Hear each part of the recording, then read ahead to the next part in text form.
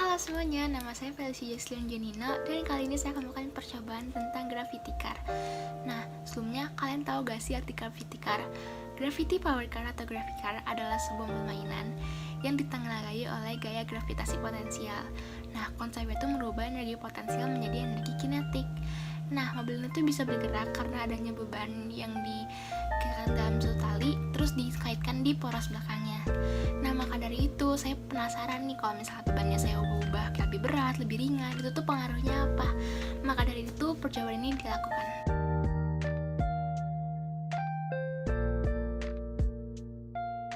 Jadi di percobaan kali ini kita akan mengetahui pengaruh massa bebannya terhadap jarak dan efisiensi dari si Gravity Car-nya ya.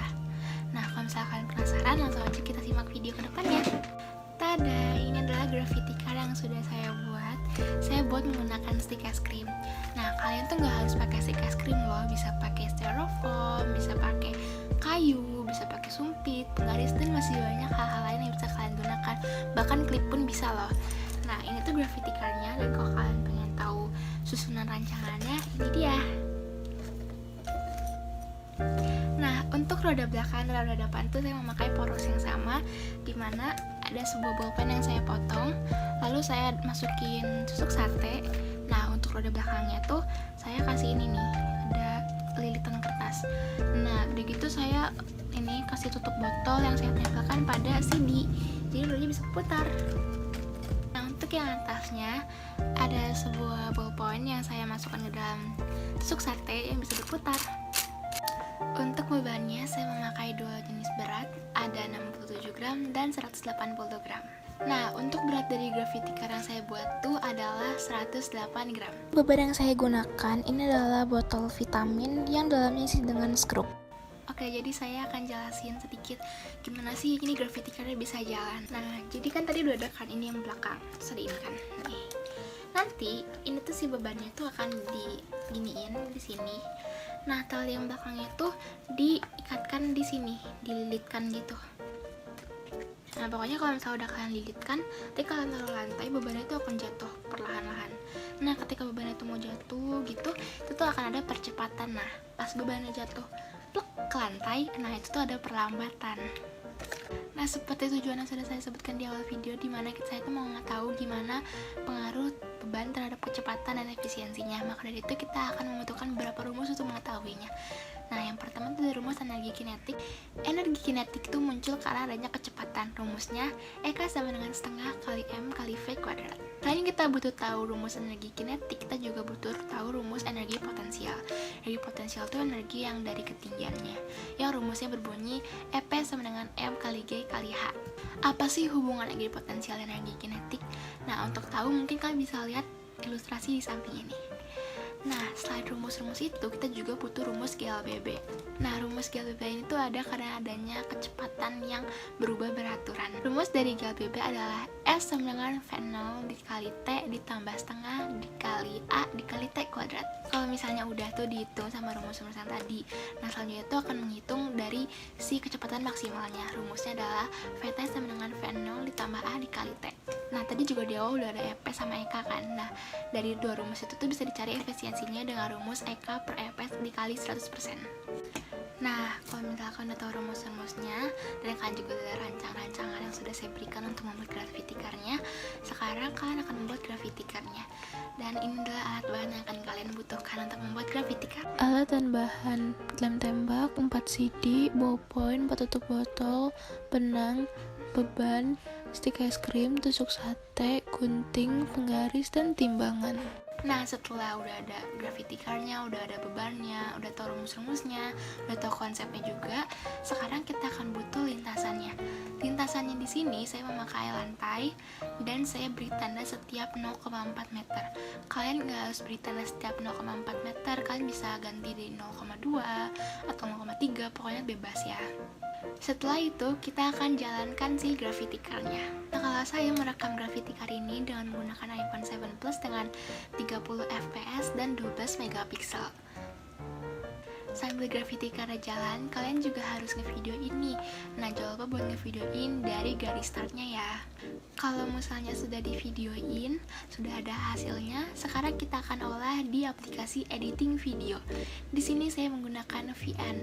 VN bisa kalian download di App Store atau di Play Store. Perlu diingat adalah mulai videonya dari start. Nah, habis itu kalian tinggal play videonya dan di stop ketika sudah menyampai batasnya.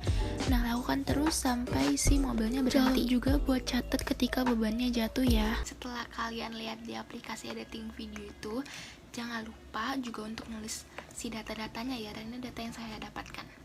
Data yang berwarna biru adalah ketika percepatan dan yang warna hijau adalah ketika perlambatan. Sekarang kita akan olah datanya untuk membuat grafiknya. Mari kita simak.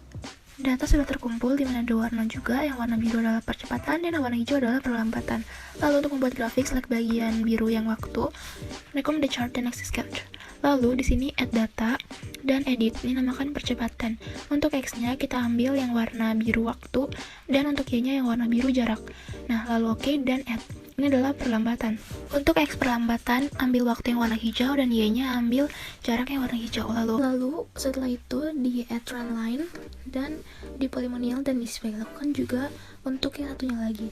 Nah, untuk persamaannya seharusnya yang bawah itu adalah plus dan yang atas adalah minus. Agar lebih jelas, saya tambahkan nama grafiknya dan aksesnya juga.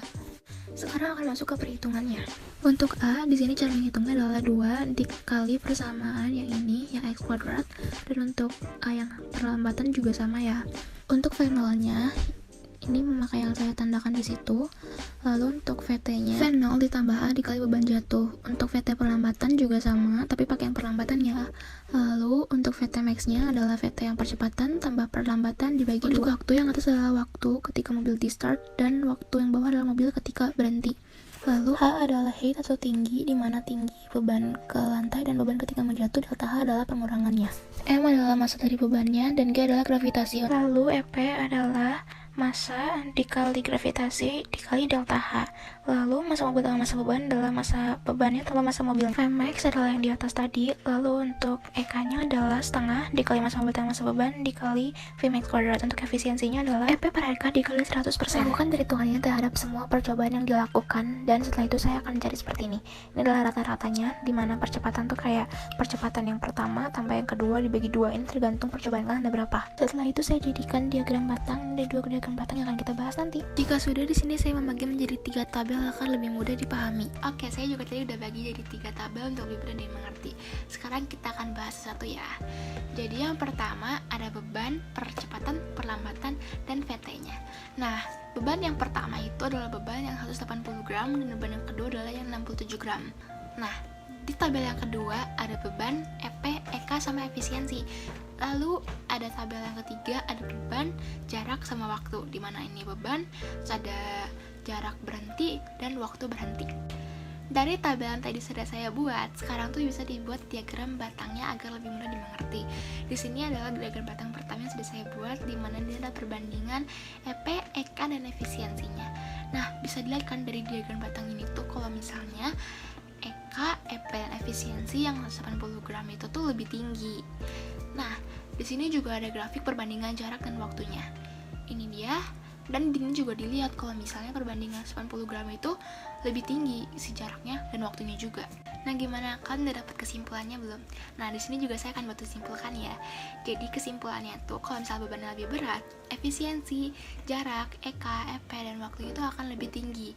Dimana kalau misalnya beban lebih tinggi itu jarak yang ditempuh sama si grafikan tuh lebih jauh, efisiensinya juga lebih tinggi. Gimana percobaannya? Seru bukan? Nah, mungkin kalian juga penasaran dong, karena angkanya nggak mungkin sama kayak saya dong. Nah, kalau misalnya kalian yang buat, gimana ya angka-angkanya? Nah, kalian bisa banget buat percobaannya di rumah kalian. Selamat mencoba!